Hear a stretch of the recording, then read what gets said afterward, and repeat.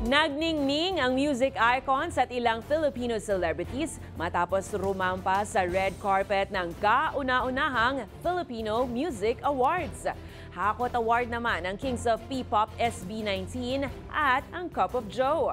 Bukod dyan, may bonus performance pa mula sa OPM Hitmakers.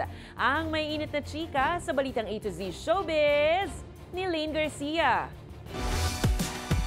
Kabog sa OOTD ang ilang celebrities na dumalo sa red carpet ng first ever Filipino Music Awards, Martes ng gabi, October 21 sa Mall of Asia Arena in Pasay City. From head to toe, walang tapon ang aurahan para sa espesyal na event. Big winner dyan ang Kings of P-Pop SB19 na humakot ng multiple awards. Kabilang na ang Artist of the Year, Concert of the Year para sa kanilang Simula at Wakas World Tour Kick-Off, Tour of the Year sa Simula at Wakas World Tour, Pop Song of the Year at People's Choice Song Award para sa kantang Dun Ka. Mula sa pinakamababa hanggang sa pinakamataas na posisyon, pantay-pantay po tayo lahat. Hindi mabubuo itong programa na ito, yung concert na ito kung hindi dahil sa inyo. Maraming salamat po. Gusto lang po namin encourage lahat din ng artist dito na huwag po kayong matakot mag-concert. Independent, kaya po lahat. Walang imposible. Thank you so much!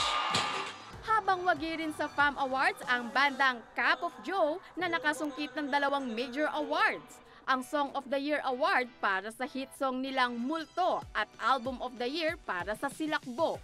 Hindi man nakadalo, panalo rin si Dionela sa kanyang awiting Marilag bilang R&B song. Samantala, bukod sa mga inabangang awards, winner din ang live performances ni na Ellie Buendia, Apple the App, Black 9, Yang Constantino, Cup of Joe, Bini, Four of Spades at marami pang iba. Nagkaroon din ng tribute award para sa yumaong iconic singer Pilita Corrales na tinanggap ng apong si Janine Gutierrez. Sa finale, muli namang nag-perform ang SB19 sa hit song nilang Damn! Congratulations, winners! Para sa balitang A to Z Showbiz, Lane Garcia.